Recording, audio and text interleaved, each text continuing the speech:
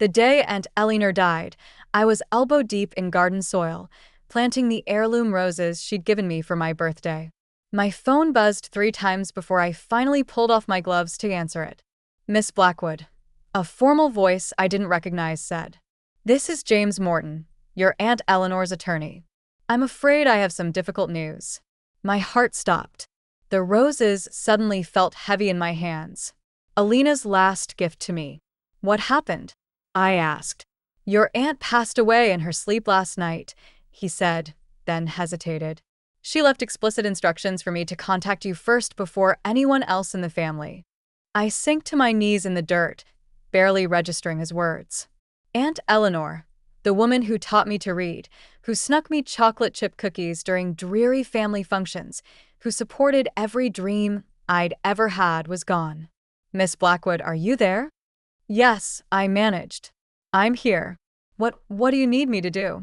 "Your aunt left specific instructions about her funeral arrangements," he continued, another pause.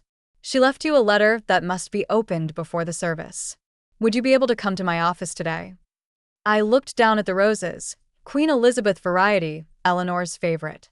She'd handed them to me just 2 weeks ago, her eyes twinkling with her usual mischief. "These have been in my family for generations," she'd said. "Just like secrets."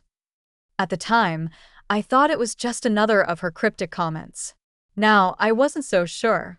"I'll be there in an hour," I told the lawyer. James Morton's office was exactly what you'd expect from someone who handled old money, dark wood and leather-bound books with a view of the city skyline that probably cost more than my yearly salary. He stood as I entered, offering a sympathetic smile. "Miss Blackwood, thank you for coming so quickly. Please have a seat." I sat in one of the plush leather chairs, trying not to fidget. "Mr. Morton, what's this about? Why did Aunt Eleanor want you to contact me first?" He reached into his desk drawer and pulled out 2 envelopes. One was thick, official-looking with the law firm's letterhead. The other was smaller, cream-colored, with my name written in Eleanor's elegant handwriting. "Your aunt was an unusual woman," Morton said carefully. "Brilliant in business, but also quite particular about how things should be done. She left very specific instructions about her will and her funeral arrangements." "That sounds like her," I said softly. He slid the cream envelope across the desk. "She wanted you to read this privately. Then we can discuss the rest." My hands trembled slightly as I picked up the envelope. Eleanor's distinctive perfume, roses and vanilla, still clung to the paper. I opened it carefully, pulling out a single sheet of her personal stationery. "My dearest Olivia, if you're reading this, I've finally run out of time. Don't be sad. I've lived exactly the life I wanted, which is more than most people can say. But I need one last favor from you, my darling niece. At my funeral, you'll need to read a letter, one that will change our family forever. You'll find it in the hidden compartment of my jewelry box, the one I showed you how to open when you were 12. Remember the trick with the rose carving? Some people might call this revenge, but I prefer to think of it as justice. Long delayed, perhaps, but justice nonetheless. The truth is, I've left everything to you, Montgomery Industries, my personal assets, all of it. But there's one condition. You must read that letter at my funeral with the entire family present. No exceptions. I know this is a lot to ask, especially now, but you've always been the strong one, Olivia, the honest one. That's why it has to be you. All my love. Aunt Eleanor. P.S. Don't let them bury me in anything beige. You know how I feel about beige." I read the letter twice, then looked up at Morton. "She left everything to me?" I asked. He nodded, opening the official envelope. "Montgomery Industries, her personal estate, investment portfolios, approximately $89 million in total assets. But as she mentioned, it's conditional on you fulfilling her final request." My head spun.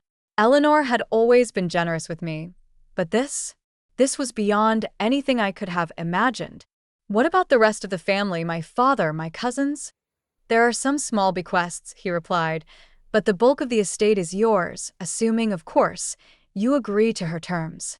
I thought about my father, who'd always resented his younger sister's success.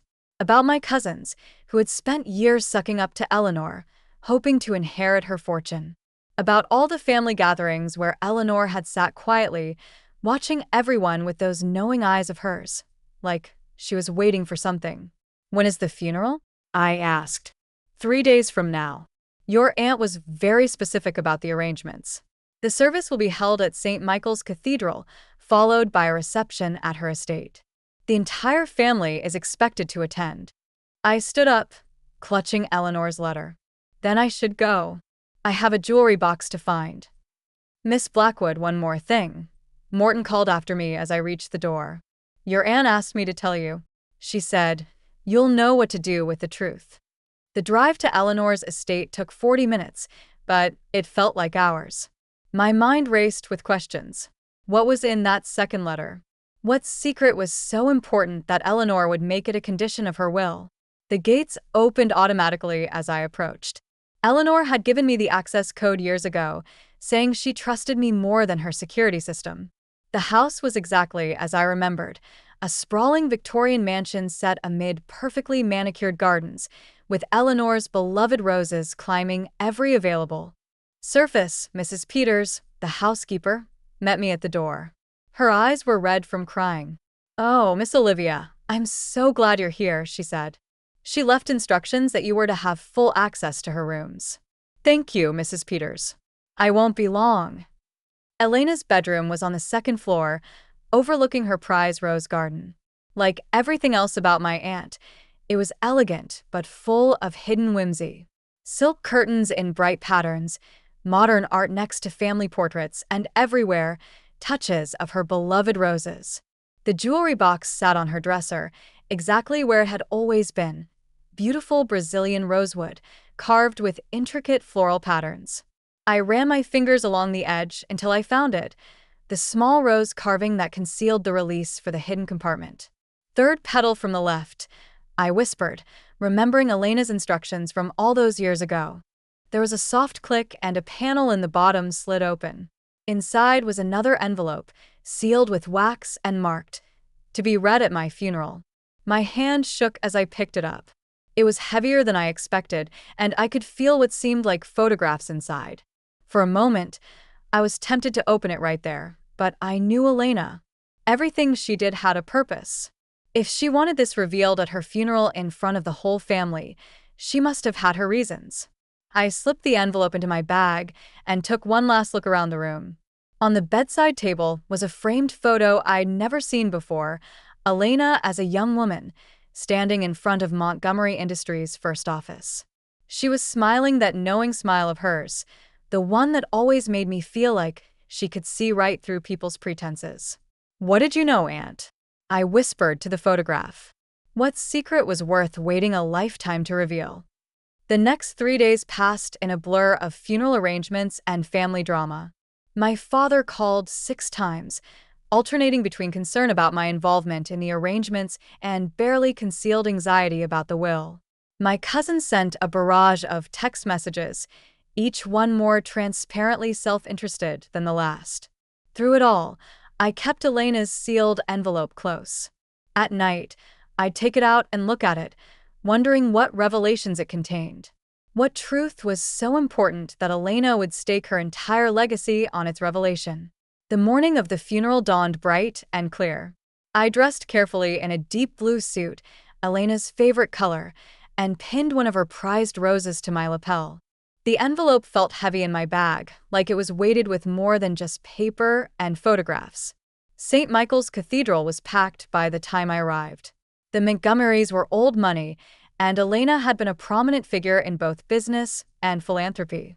The pews were filled with a mix of family, business associates, and city officials. My father intercepted me as soon as I entered, his face tight with anxiety. "Olivia, we need to talk about the will. Morton won't tell us anything. He says we have to wait until after the service." "What's going on?" I met his eyes steadily. "We'll all find out together, Dad." That's what Aunt Elena wanted. He grabbed my arm as I tried to pass. "Olivia, if you know something, let go, Dad," I said quietly but firmly. "This is Elena's funeral. Show some respect." The service itself was beautiful, exactly as Elena would have wanted it. No beige in sight. The flowers were all roses in deep reds and vibrant pinks, her favorite colors. The minister spoke about her generosity, her intelligence, and her dedication to making the world better. Finally, it was time. Morton caught my eye from the front pew and gave a slight nod. My hands trembled slightly as I walked to the podium, Elena's envelope clutched in my hands. The cathedral fell silent as I faced the congregation. My father sat in the front row, his face a mask of barely controlled anxiety. Next to him, my cousins John and Rebecca leaned forward eagerly, like vultures awaiting their next meal.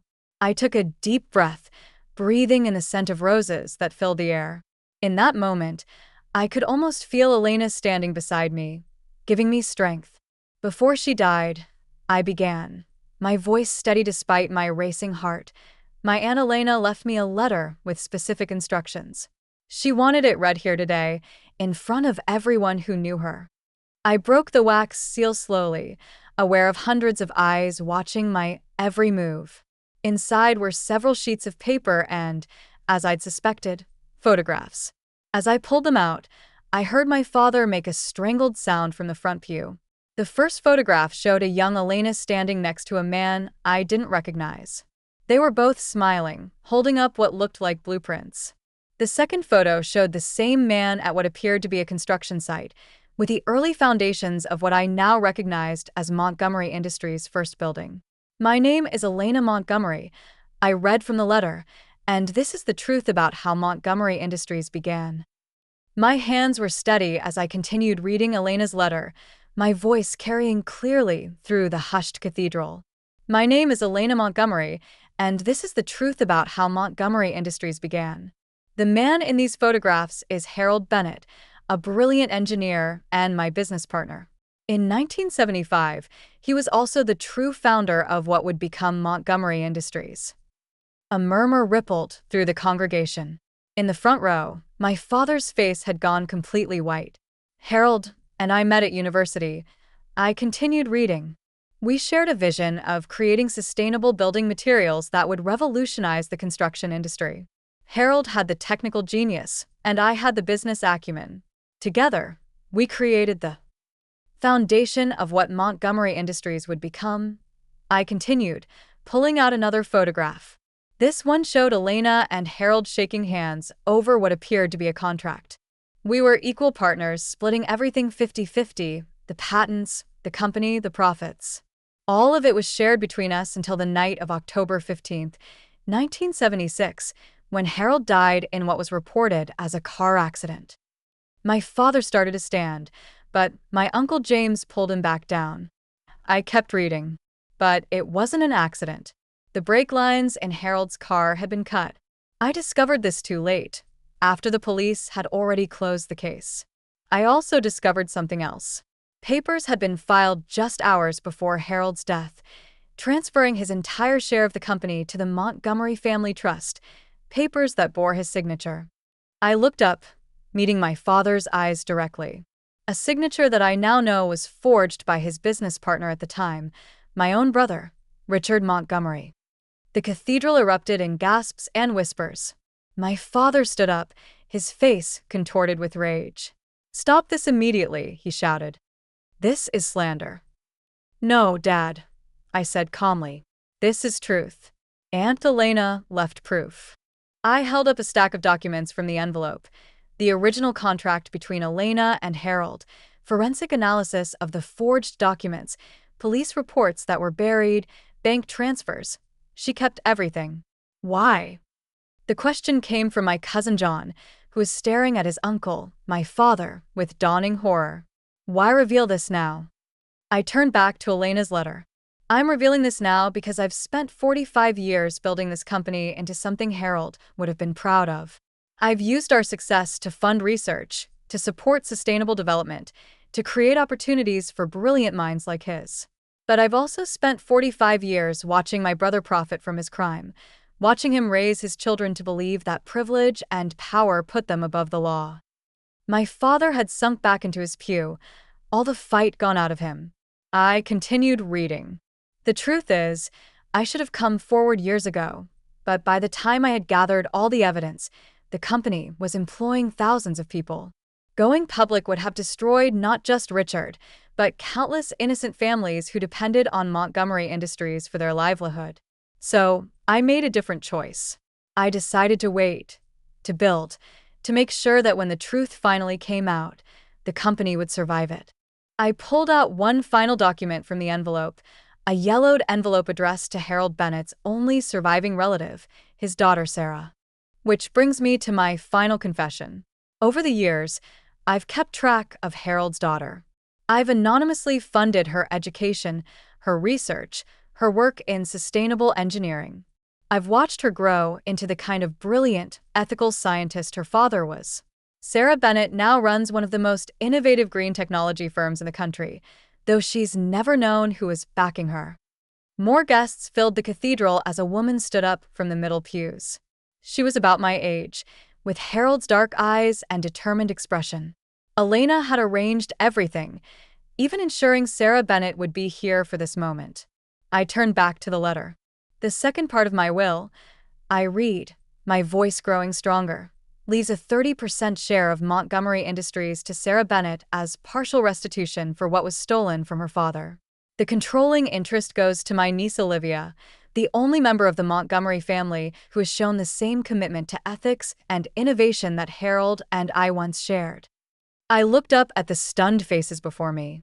The letter is signed, Elena Montgomery, co-founder of Montgomery Industries and keeper of its greatest shame. The silence that followed was deafening. Then, slowly, Sarah Bennett began walking toward the front of the cathedral. She stopped in front of my father, who seemed to have aged decades in the past few minutes. All these years, Sarah said, her voice shaking slightly, I thought my father was a failure who abandoned his work. I never knew, never imagined. Ms. Bennett, I said, stepping down from the podium, I'm so sorry for what was taken from you. She turned to me, tears in her eyes. Thank you for having the courage to read that letter. Your aunt, she was watching over me my whole life, wasn't she? She was trying to make things right, I said softly. In her own way. The next few hours passed in a blur. The reception was unsurprisingly tense, with family members splitting into factions. Those who demanded the letter be suppressed, those who insisted on going to the police, and those who simply sat in stunned silence. My father disappeared immediately after the service. I wouldn't hear from him for weeks, not until he checked himself into a rehabilitation facility, finally facing the guilt he carried for 45 years. In the months that followed, the truth about Montgomery Industries' founding became public knowledge. But Elena had been right. The company was strong enough to survive it. With Sarah Bennett's technical expertise and my commitment to Elena's vision, we began a new chapter in the company's history. 1 year after the funeral, I stood in Elena's rose garden, now blooming more beautifully than ever.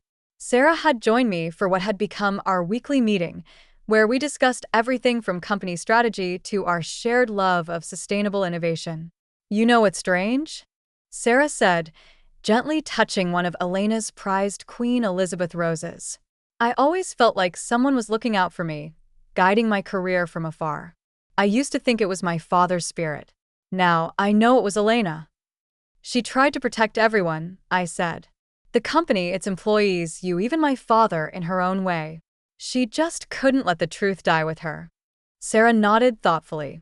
Do you think she made the right choice, waiting all those years? I considered the question carefully. I think she did the best she could with an impossible situation. She turned a company built on fraud into a force for good. She made sure you were taken care of, and in the end, she made sure the truth came out on her terms. And what about you? Sarah asked. Do you ever regret being the one who had to reveal it all?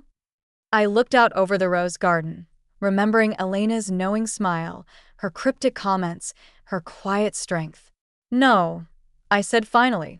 Elena chose me because she knew I could handle it. She knew I'd understand that sometimes doing the right thing means facing uncomfortable truths.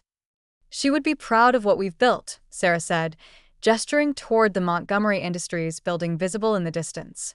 A real partnership, just like she and my father intended. I smiled, touching one of the roses Elena had given me, now blooming in her garden. She once told me these roses had been in her family for generations, just like secrets. But maybe it's time for new traditions, truth instead of secrets, partnership instead of power, building something together instead of taking from each other. Sarah squeezed my hand. I think both our fathers would like that.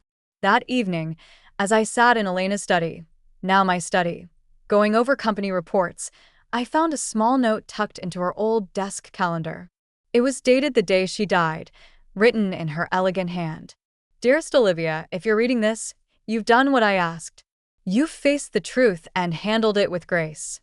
That's why I chose you. Not just to inherit the company, but to make it better than it was, to make it what Harold and I dreamed it could be. The roses in the garden will bloom again next spring. When they do, remember that beauty can grow from even the darkest soil, if we have the courage to plant it. All my love, Elena. I placed the note carefully in my drawer and looked out at the garden, where the setting sun painted the roses in shades of gold. Elena had left me more than just a company. She'd left me a chance to right an old wrong, to build something meaningful, to prove that it's never too late for truth to bloom. Tomorrow there would be meetings and decisions, and all the responsibilities that came with running a multi-million-dollar company. But for now, I sat in the quiet of Elena's study, surrounded by the scent of roses, knowing that sometimes the heaviest inheritances aren't measured in money, but in the weight of the truths we choose to carry. And like Elena, I would carry this truth with grace, using it not to destroy, but to build, not to punish, but to heal, creating something beautiful from the soil of the past. After all, that's what Elena had done. That's what she had trained me to do. And somewhere, I knew she was watching, with that knowing smile of hers, proud that her final secret had finally found its way.